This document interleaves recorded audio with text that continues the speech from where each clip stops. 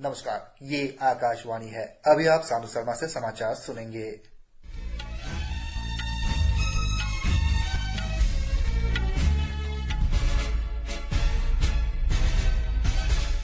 पहले मुख्य समाचार। नई दिल्ली के नेवार्क कैलिफोर्निया में एसएसवीएस श्री स्वामीनारायण मंदिर को भारत विरोधी भित्तिचित्रों के विरूपित करने की कड़ी निंदा की। आगामी लोकसभा चुनाव की तैयारियों का जायजा लेने के लिए भाजपा के राष्ट्रीय पदाधिकारियों की नई दिल्ली में दूसरे दिन की बैठक फिर से शुरू। सेना ने जम्मू कश्मीर के अखनूर में अंतर्राष्ट्रीय सीमा पर घुसपैठ की कोशिश को नाकाम किया। एनआईए ने पुंछ में आतंकी हमले की जांच शुरू की। संयुक्त राष्ट्र महासचिव एंटोनियो गुटेरेस ने कहा, गाजा में लोगों की जरूरतों को पूरा करने के लिए मानवीय संघर्ष विराम ही एकमात्र तरीका। अब समाचार विस्तार से। भारत ने कैलिफोर्निया के नेवार्क में श्री स्वामीनारायण मंदिर को भारत विरोधी भित्तिचित्रों के विकृत करने की घटना की कड़ी निंदा की है। सैन फ्रांसिस्को में भारत के महावाणिज्य दूतावास ने एक सोशल मीडिया पोस्ट में कहा कि इस घटना ने भारतीय समुदाय की भावनाओं को आहत किया है। पोस्ट में कहा गया है कि महावाणिज्य दूतावास ने इस मामले में अमेरिकी अधिकारियों से शीघ्र जांच कराने और तोड़फोड़ करने वालों के खिलाफ कार्रवाई करने को कहा है। हिंदू अमेरिकन फाउंडेशन ने श्री स्वामीनारायण मंदिर की बाहरी दीवारों पर भारतीय विरोधी भित्तिचित्रों की तस्वीरें सोशल मीडिया पर साझा की। तस्वीरों में मंदिर की दीवारों पर भारत के खिलाफ नफरत भरे नारे लिखे हुए हैं। खालिस्तानी आतंकी जनरल सिंह भिंडरावाले का नाम भी काली स्याही से लिखा गया है। मंदिर प्रशासन ने बताया कि यह घटना बृहस्पतिवार की रात का है। उपराष्ट्रपति जगदीप धनखड़ ने आज उत्तराखंड के हरिद्वार जिले में गुरुकुल कांगड़ी विश्वविद्यालय में 3 दिन के वैद विज्ञान और सांस्कृतिक महाकुंभ का उद्घाटन किया। इस दौरान उप राष्ट्रपति ने वैदिक ज्ञान को अधिक से अधिक लोगों तक पहुंचाने के महत्व पर जोर दिया और कहा कि वैद राष्ट्र निर्माण तथा वैश्विक स्थिरता में बड़े महत्वपूर्ण भूमिका निभाता है। श्री धनखड़ ने वैद और विज्ञान के बीच तालमेल मजबूत करने में महाकुंभ की भूमिका का उल्लेख किया। राष्ट्र विरोधी प्रचार के बारे में चिंता व्यक्त करते हुए उन्होंने प्रत्यक्ष नागरिकों से ऐसे प्रयासों को विफल करने और देश की संस्कृति की रक्षा करने का आग्रह किया। देश की सांस्कृतिक विरासत को संरक्षण देने और विकसित करने की आवश्यकता पर जोर देते हुए उपराष्ट्रपति ने कहा कि राष्ट्रवाद का विरोध करने वालों पर कार्रवाई होनी चाहिए। देश की उल्लेखनीय प्रगति पर प्रसन्नता व्यक्त करते हुए श्री धनखड़ ने कहा कि भारत को विश्व स्तर पर आर्थिक रूप से सबसे प्रगतिशील देश बताया। उन्होंने विश्वास व्यक्त किया कि भारत वर्ष 2030 तक विश्व की शीर्ष 3 अर्थव्यवस्थाओं में शामिल हो जाएगा। भारतीय जनता पार्टी के राष्ट्रीय पदाधिकारियों की बैठक आज दूसरे दिन नई दिल्ली में स्थित पार्टी कार्यालय में शुरू हो गई है। भाजपा के राष्ट्रीय अध्यक्ष जगत प्रकाश नड्डा की अध्यक्षता में हो रही बैठक में आगामी लोकसभा चुनाव के लिए तैयारियों का जायजा लेने और पार्टी के आगामी कार्यक्रम के लिए रणनीति तैयार की जा रही है। बैठक में भाजपा के प्रदेश अध्यक्ष, महासचिव, प्रभारी और अन्य पद अधिकारी भाग ले रहे हैं। कल प्रधानमंत्री नरेंद्र मोदी, पार्टी अध्यक्ष जगत प्रकाश नड्डा और अन्य वरिष्ठ नेताओं की मौजूदगी में बैठक में शामिल हुए। 2 दिवसीय बैठक का उद्देश्य हाल ही में हुए विधानसभा चुनाव में पार्टी के प्रदर्शन की समीक्षा करना भी है। इसके अलावा संगठनात्मक मुद्दों के साथ साथ विकसित भारत संकल्प यात्रा कार्यक्रम की भी समीक्षा की जाएगी। प्रधानमंत्री ने एक सोशल मीडिया पोस्ट में कहा कि लोगों के साथ भाजपा के संबंधों को और गहरा करने के तौर तरीके तथा पार्टी के विकास एजेंडे का विस्तार करने के लिए उनकी उपयोगी बातचीत हुई। इसरो के अध्यक्ष एस सोमनाथ ने कहा कि अमृत काल के दौरान भारत का अपना अंतरिक्ष केंद्र होगा। कल अहमदाबाद के विज्ञान नगर में आयोजित भारतीय विज्ञान सम्मेलन में युवा वैज्ञानिकों को संबोधित करते हुए उन्होंने कहा कि भारतीय वैज्ञानिक अगले 25 वर्षों में चंद्रमा पर पहुंच जाएंगे। 21 दिसंबर से 24 दिसंबर तक चलने वाले इस सम्मेलन का आयोजन विज्ञान भारती और गुजरात सरकार संयुक्त रूप से कर रहे हैं। उन्होंने वैज्ञानिक विद्यार्थियों से अपने ज्ञान और क्षमता का उपयोग करते हुए भारत को विकसित देश बनाने की दिशा में योगदान करने का आह्वान किया।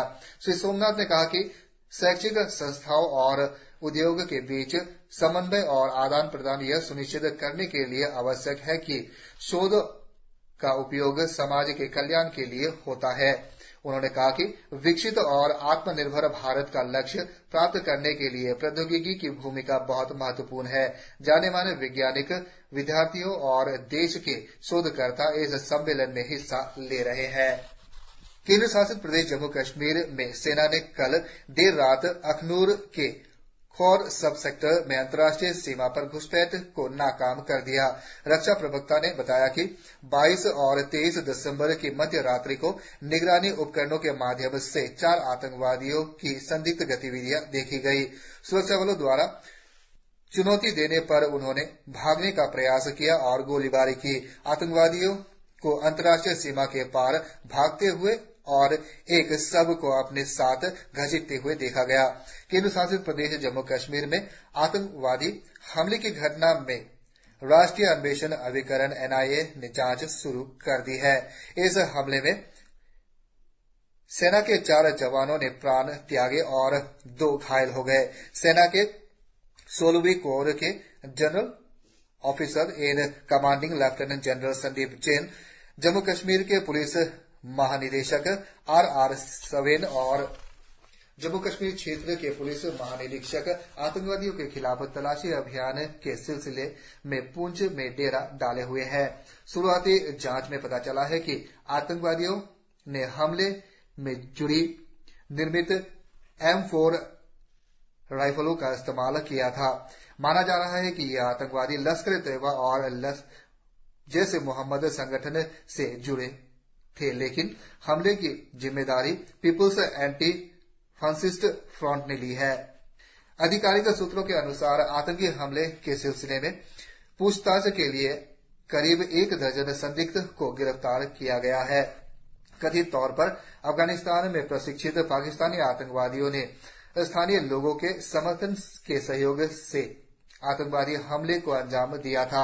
इस बीच गोलीबारी में शामिल आतंकवादियों का पता लगाने के लिए क्षेत्र में अतिरिक्त जवानों को शामिल किया गया है। सेना के वाहनों पर हमला करने वाले आतंकवादियों का पता लगाने के लिए हेलीकॉप्टर द्वारा हवाई निगरानी की जा रही है और खोजी कुत्ते को भी तलाश अभियान में लगाया गया है। केंद्र शासित प्रदेश जम्मू कश्मीर में सीमावर्ती जिला पुंछ और राजौरी में आज तड़के से इंटरनेट सेवाएं निलंबित कर दी गई है। सुरक्षा बलों ने हाल ही में सेना के 2 वाहनों पर घात लगाकर किए गए हमले में आतंकवादियों को पकड़ने के लिए व्यापक तलाशी अभियान जारी रखने के मद्देनजर यह निर्णय लिया है। इस मामले में 4 सैनिकों ने अपने प्राण न्यौछावर कर दिए थे। घात लगाकर किए गए हमले में 3 लोगों की रहस्यमय मौत के बाद दोनों सीमावर्ती जिलों में इंटरनेट सेवाएं निलंबित कर दी गई है। आधिकारिक सूत्रों ने कहा है कि अफवाह फैलाने वालों को रोकने तथा शरारती तत्वों को किसी भी तरह की कानूनी व्यवस्था की समस्या पैदा करने से रोकने के लिए एहतियात के तौर पर पुंछ और राजौरी दोनों जिलों में इंटरनेट सेवाएं निलंबित कर दी गई है। संयुक्त राष्ट्र के महासचिव एंटोनियो गुतरश ने गाजा पट्टी में मानवीय आधार पर संघर्ष विराम की आवश्यकता पर जोर दिया है। संयुक्त राष्ट्रीय सुरक्षा परिषद ने शुक्रवार को इस क्षेत्र में मानवीय सहायता में तेजी लाने का प्रस्ताव पारित किया था। उन्होंने संवाददाताओं को बताया कि गाजा में लोगों की मूलभूत जरूरतों को पूरा करने के लिए मानवीय आधार पर संघर्ष विराम करना एकमात्र रास्ता है। श्री गुतरश ने कहा कि संयुक्त राष्ट्र के प्रस्ताव से ऐसा करने में मदद मिल सकती है, लेकिन अभी बहुत कुछ किए जाने की आवश्यकता है। श्री गुतरश ने इजरायल से यह सुनिश्चित करने को कहा कि सहायता कर्मी कर्मचारी सुरक्षित माहौल में काम कर सके। उन्होंने कहा कि मुख्य समस्या इजरायल के हमले करने के तरीके पर है, जिससे गाजा में मानवीय सहायता वितरित करने में काफी परेशानी हो रही है। संयुक्त राष्ट्र महासचिव एंटोनियो गुतेरेस ने एक सोशल मीडिया पोस्ट में कहा कि इजरायल और हमास के बीच चल रहे संघर्ष में पिछले 75 दिनों में 136 संयुक्त राष्ट्र कार्यकर्ता मारे गए हैं। संयुक्त राष्ट्र के कई कर्मचारियों को उनके घर से बाहर निकाल दिया गया है। उन्होंने कहा कि विश्व स्वास्थ्य संगठन के इतिहास में संयुक्त राष्ट्र कर्मचारियों की इतनी बड़ी संख्या को हताहत होते नहीं देखा गया। श्री गुतेरेस ने गाजा में अपनी जान गंवाने वाले लोगों को श्रद्धांजलि अर्पित की और अपनी जान जोखिम में डालने वाले हजारों सहायता कर्मियों के प्रति सम्मान प्रकट की। इसी के साथ यह समाचार बुलेटिन समाप्त हुआ। नमस्कार।